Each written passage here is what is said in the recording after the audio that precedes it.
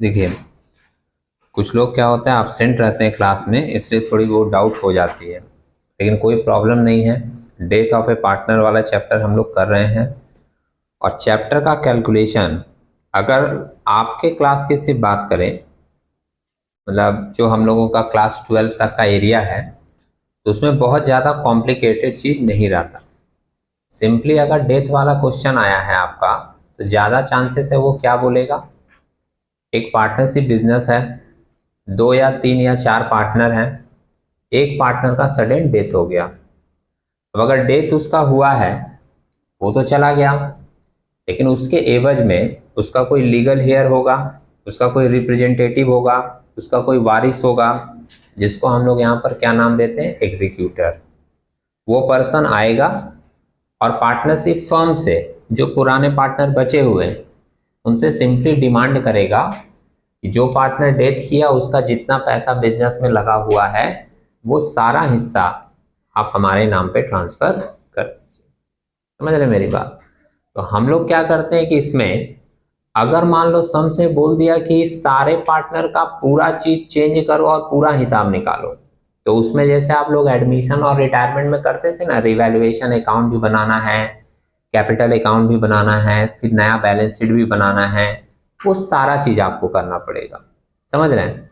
या दूसरा एरिया क्या होता है कि वो सिंपली पूछ देता है कि जो पार्टनर डेथ किया सिर्फ उसका हिसाब निकाल कर बताओ कि उस पार्टनर को कितना रुपया देना होगा। समझ रहे हैं मेरी बात? और ये निकालने के लिए ना हाथ पे एकदम गिना चुना चीज है।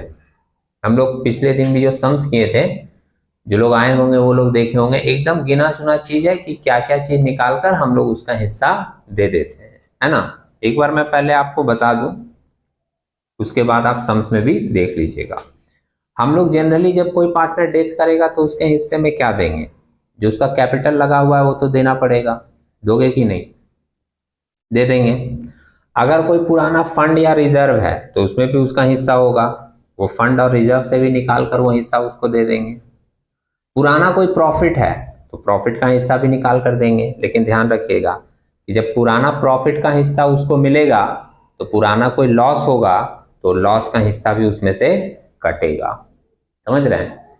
इसके बाद बिजनेस का गुडविल है तो गुडविल में उसका जितना हिस्सा होना चाहिए वो हिस्सा निकाल कर दे देंगे। कैपिटल उसका बिजनेस में लगा हुआ है, अगर पार्टनरशिप डीड में मेंशन है कि कैपिटल के ऊपर इंटरेस्ट भी देना है तो कैपिटल के ऊपर इंटरेस्ट भी दे देंगे। अगर वो पार्टनर एक वर्किंग पार्टनर था और सम्स में लिखा है कि उसको सैलरी भी देना है तो सैलरी भी उतने महीने का निकाल कर दे देंगे जितने महीने बाद वो डेथ किया है। समझ रहे हैं? तो ये सारी चीजें मतलब गिनी चुनी है जो आपको हर सम्स में कम ज्यादा, किसी में 5 आइटम, किसी में 4 आइटम, किसी में 6 आइटम देखने को मिलती है। समझ रहे हैं? इस सम्स में क्या क्या चीज है और क्या क्या करने के लिए बोला है, वो सम्स को पहले पढ़ेंगे, क्लियरली समझेंगे, उसके बाद देखेंगे कि इसमें हमको क्या क्या करने के लिए बोला गया है। समझ रहे हैं? एरिया एक फिक्स है, किसी सम्स में 2 लाइन ज्यादा, किसी सम्स में 2 लाइन कम करके पूछा जाता है। क्लियर है बात? अब देखिए एक बार सम्स को पढ़कर देखते हैं। सम्स को पढ़ता हूं मैं, देखना आपके मन में जो जो बातें आ रही थी अभी तक, सम्स में एक एक करके क्लियर तुम्हारा हो जाएगा। देखो सबसे पहले बोल रहा है Ramesh, Naresh and Suresh were partners in a firm sharing profit and losses in the ratio 2:2:1। Ratio याद रखिएगा, 2:2:1 का रेशियो है। On 31 December 2019 there balance sheet was as follows. हर पार्टनरशिप वाले सम्स में एक बैलेंस शीट तो रहता ही है। लाइबिलिटीज में देखोगे क्या क्या है, creditor, bills payable, general reserve. दिखा, जैसे ही आपको जनरल रिजर्व दिखा आपके दिमाग में ये बात आ जानी चाहिए कि जो भी पार्टनर डेथ किया होगा हम लोग उसको रिजर्व का पैसा भी उसके हिस्से का निकाल कर देंगे। उसके बाद नीचे लिखा है कैपिटल अकाउंट, रमेश, नरेश और सुदेश तीनों का कैपिटल का बैलेंस भी दिया हुआ है। एसेट साइड में देखिएगा bank, stock, debtor, land and building, ये तो पुराने आइटम है, हर सम्स में ही मोस्टली रहता है ना।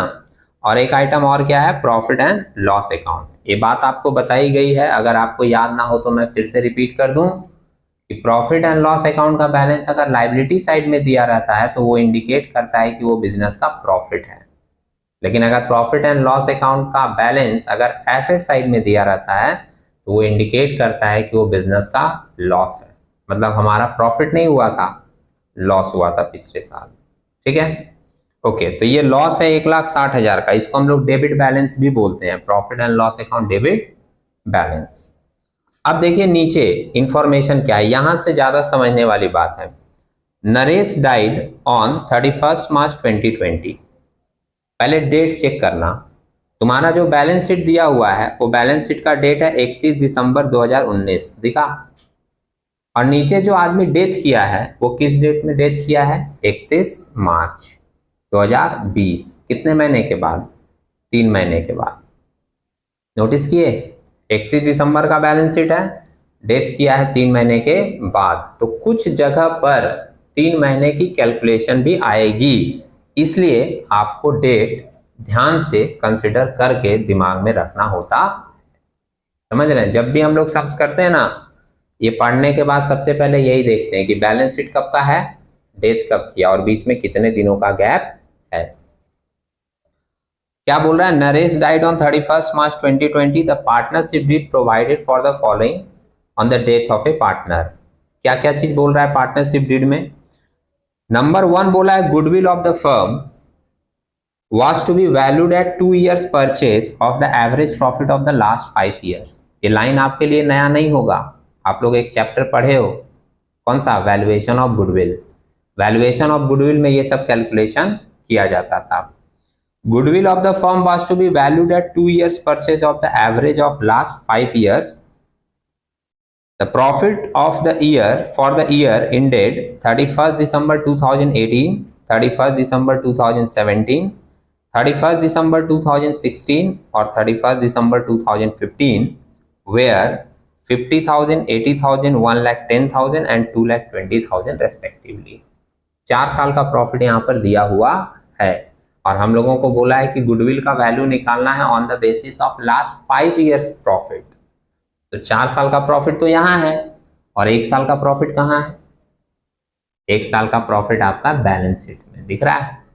जो एसेट साइड में बैलेंस दिया ना प्रॉफिट एंड लॉस अकाउंट का, वो पिछले साल का प्रॉफिट ही है, प्रॉफिट नहीं है, लॉस है, लेकिन वो भी कंसिडर होगा। समझ रहे हैं, तो हमारा गुडविल का वैल्यूएशन बोला है on the basis of 5 years profit, नीचे दिया है 4 साल का, 1 साल का आपको ले लेना है ऊपर वाला। वो प्रॉफिट नहीं है, लॉस है, तो हम लोग उसको प्लस करके नहीं लेंगे, माइनस करके लेंगे। क्लियर है बात। आगे की लाइन क्या बोल रही है, नरेश शेयर ऑफ प्रॉफिट और loss till the date of his death was to be calculated on the basis of the profit or loss for the year ended 31st December 2019। इस साल वो 3 महीने के बाद डेथ किया, तो नियम के हिसाब से 3 महीने का उसको इस साल का भी प्रॉफिट मिलना चाहिए। समझ रहे हो, लेकिन इस साल का प्रॉफिट बिजनेस को पता नहीं है। इस साल मतलब 2020 की मैं बात कर रहा हूँ, जिस साल वो डेथ किया, तो इन लोगों ने डिसाइड किया है कि नरेश को ये जो 3 महीना इस साल का प्रॉफिट है वो इस साल के प्रॉफिट के हिसाब से नहीं, पिछले साल के प्रॉफिट के हिसाब से मिल जाएगा। और पिछले साल का प्रॉफिट नहीं था, लॉस था, और कितना दिया हुआ था बैलेंस शीट में, 1,60,000। तो उस 1,60,000 के ऊपर ही 3 महीने का कैलकुलेशन करके उसको इस साल का प्रॉफिट या लॉस दिया जाएगा। ठीक है, अब बोला क्या है हम लोगों को करने के लिए, देखिए नीचे, you are required to calculate the followings. पहला बोला है goodwill of the firm and Naresh share of goodwill at the time of his death. सबसे पहले आप निकाल कर बताओ, ध्यान रखिएगा वर्किंग नहीं है, वो वर्किंग नहीं बोला है इसको, जैसे दूसरे सम्स में हम लोग वर्किंग नोट में कैलकुलेशन करते थे, इसमें वो आपको बोला ही है कि निकाल कर बताइए, मेन सम्स है। समझ रहे हो, तो तुम वर्किंग नहीं लिखोगे, डायरेक्ट कैलकुलेशन शुरू करो। क्या पूछा है पहला कैलकुलेशन, फिर से देखिए, goodwill of the firm and Naresh share of goodwill at the time of his death. पूरे बिजनेस का गुडविल निकालो, और नरेश को कितना हिस्सा गुडविल का मिलेगा वो भी निकाल के बताओ। दूसरा चीज क्या पूछा है, Naresh share in the profit और loss of the firm till the date of his death. जिस दिन वो डेथ किया उस दिन तक नरेश का कितना प्रॉफिट या लॉस होगा वो निकाल कर बताइए। 3 महीना का निकल रहा है ना। और तीसरा क्या पूछा है, prepare Naresh capital account at the time of his death to be presented to his executor. मतलब नरेश का कैपिटल अकाउंट बनाइए और नरेश का कैपिटल अकाउंट बनाकर बताइए कि उसके एग्जीक्यूटर को कितना रुपया देना पड़ेगा। ठीक है, एग्जीक्यूटर नहीं देगा, बिजनेस देगा उसके एग्जीक्यूटर को। ठीक है, तो अब ये निकालने के लिए दो कैलकुलेशन तो हम लोग कर लिए, तो पहले दो कैलकुलेशन समझ लेते हैं, उसके बाद देखते हैं उसके एग्जीक्यूटर को कितना देना। ठीक है, फर्स्ट वाले लाइन में सबसे पहले निकाले लास्ट 5 ईयर्स एवरेज प्रॉफिट। ये वाला कैलकुलेशन ना आपको समझ में आ जाता अगर आप गुडविल वाला चैप्टर ढंग से किए होते तो। अगर आप लोगों में से जिन लोगों ने गुडविल वाला चैप्टर ढंग से किया है उसको ये कैलकुलेशन एकदम इजी लगेगा, वैल्यूएशन ऑफ गुडविल। और अगर नहीं किए होगे तो 5-6 क्लासेस का अभी तक की मैं बात कर रहा हूँ, अभी तक 5-6 क्लास वैल्यूएशन ऑफ गुडविल का डिस्कशन वीडियो में भी अवेलेबल है, आप लोग जाकर देखकर वो कैलकुलेशन सीख सकते हो। ठीक है, लास्ट 5 ईयर्स एवरेज प्रॉफिट, 4 साल का प्रॉफिट नीचे दिया था, 2, 20, 1, 10, 80 और 50, और 1 साल का बोले क्या ऊपर में है लॉस, तो माइनस करके ले लिए 1/60 डिवाइडेड बाई 5। ये सब आप टोटल करोगे ना, 4 को प्लस करके 1 को माइनस करके वैल्यू आ रहा है 3 लाख, डिवाइडेड बाई 5 किए वैल्यू कितना आ गया 60,000। क्लियर है। On the basis of average profit method, goodwill का फॉर्मूला क्या होता है, average profit into number of year purchase. Average profit आप निकाल लिए 60,000 और नंबर ऑफ ईयर परचेज ये सम्स में दिया है बाबू 2 साल, समझ रहे हो, तो 60,000 इंटू 2 किए कितना वैल्यू आ गया गुडविल का 1,20,000। फर्स्ट वाले पॉइंट में यही पूछा था कि गुडविल ऑफ द फर्म निकालो और इसमें नरेश का कितना हिस्सा है वो निकाल के बताओ। तो गुडविल ऑफ द फर्म आ गया 1,20,000। अब इसमें नरेश का हिस्सा कितना है, रेशियो दिया है ना 2:2:1, मिडिल वाला पर्सन नरेश, तो 2/5 होगा, तो नरेश शेयर ऑफ गुडविल लिखते हैं कितना 1,20,000 इंटू 2/5 कितना आ गया 48,000, ये गुडविल का हिस्सा उसको मिलेगा। दूसरा क्या बोला था कि जो नरेश 3 महीने के बाद डेथ किया है तो 3 महीने तक का उसका प्रॉफिट या लॉस जो भी होगा वो निकाल के बताओ। और सम्स के एडजस्टमेंट नंबर 2 में बोला था कि नरेश का up to the date of death जो भी प्रॉफिट या लॉस होगा वो किस हिसाब से होगा, लास्ट ईयर प्रॉफिट के हिसाब से। पूरी लाइन मैंने लिखी है, देखोगे, Naresh share of profit up to the date of death on the basis of last year profit, that is 1,60,000 debit balance, मतलब लॉस है। तो इसमें 3 महीने का उसका प्रॉफिट कैसे निकलेगा, नरेश शेयर ऑफ लॉस लिख दिए, 1,60,000 का दिया हुआ है बैलेंस, 2/5 उसका रेशियो है, पहले रेशियो अप्लाई होगा और कितने महीने का एडजस्टमेंट करना है हम लोगों को 3 महीने का, इसलिए किया गया है 3/12, निकाल के कितना आया 16,000। ठीक है, अब ये 2 चीज सम्स में निकालने के लिए बोला है और फिर बोला है कि एक कैपिटल अकाउंट बनाइए और कैपिटल अकाउंट बनाकर बताइए कि नरेश के एग्जीक्यूटर को कितना पेमेंट करना होगा। अब हम लोग बना रहे हैं इस साइड में नरेश कैपिटल अकाउंट। ठीक है, मैं पहले ये पूरा कैपिटल अकाउंट बना लेता हूं, जब मेरा कंप्लीट हो जाए तो फिर आप लोग कर लीजिएगा, जिससे आपको कंफ्यूजन कम होगी। और कोई फिगर अगर बोले तो सम्स में से देख के बताना। ठीक है, डेट कब किया है वो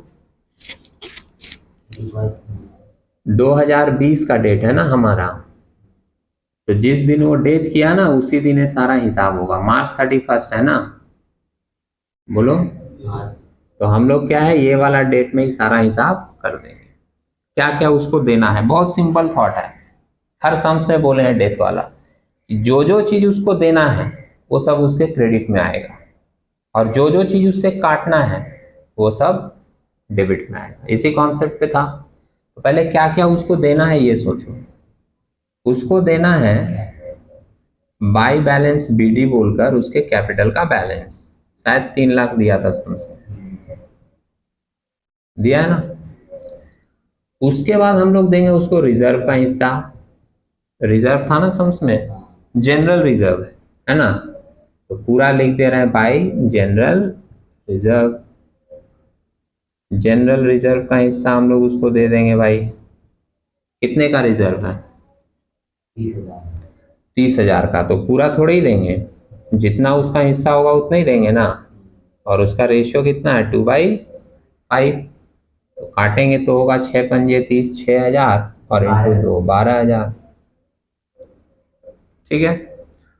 और सम्स में देखो पिछले साल का प्रॉफिट एंड लॉस भी है, वो तो लॉस है ना, तो लॉस तो कटेगा उसके पैसे से, इसलिए डेबिट में आएगा। क्या बोलकर? प्रॉफिट एंड लॉस बोलकर।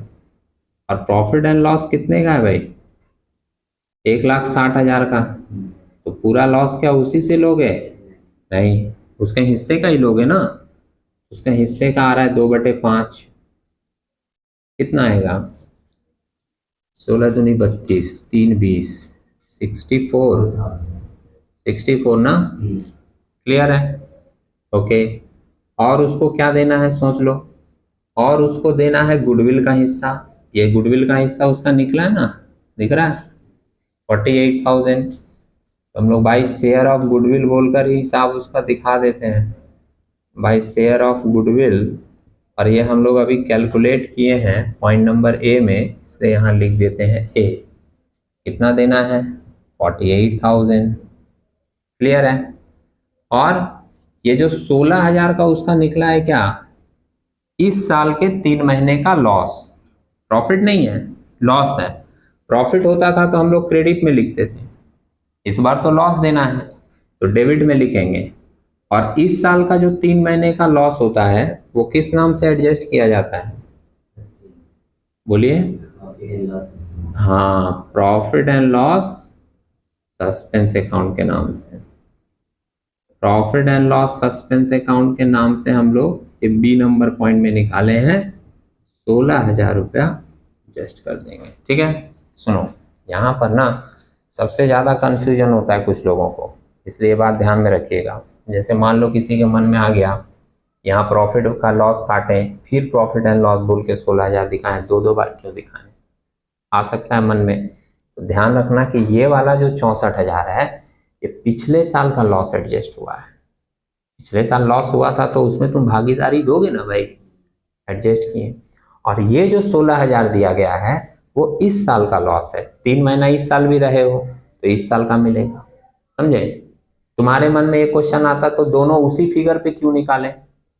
आ सकता है कि नहीं? तो उसके लिए भी क्या है, सम्स में बोल दिया है कि पिछले साल का लॉस तो हम लोग पिछले साल पे एडजस्ट किए, लेकिन सम्स में बोल दिया है कि इस साल का जो 3 महीने का प्रॉफिट एंड लॉस है ना वो भी आपको पिछले साल के प्रॉफिट पर ही एडजस्ट करना है। पॉइंट नंबर 2 समझ रहे हैं? इसीलिए ये भी प्रॉफिट एंड लॉस सस्पेंस किस पर निकला? पिछले साल के प्रॉफिट के। क्लियर है बात? ओके। तो अभी अब हम लोग इसका एक बार टोटल करें तो तुम देखोगे इधर जोड़कर आएगा 3,60,000। आ रहा है क्या? 360 इधर भी लिख दें और उसके बाद डेबिट का घटा देते हैं। ये दोनों घटाने के बाद बैलेंस आ रहा है 2,80,000। क्या करेंगे हम लोग? उसके एग्जीक्यूटर को बुलाएंगे और एग्जीक्यूटर के अकाउंट में ट्रांसफर कर देंगे टू नरेश एग्जीक्यूटर अकाउंट। कैसे आया है? बैलेंस करके, इसलिए ब्रैकेट में लिख देंगे बैलेंसिंग। समझ रहे हैं? तो अभी क्या है, आप लोग ये पूरा सम्स नोट कर लीजिए, जिनका उधर का हो गया था ये वाला कर लीजिए, और अगर फिर भी मन में कोई डाउट आए तो सम्स नोट करके एक बार पूछ लीजिएगा। ठीक है? Thank you.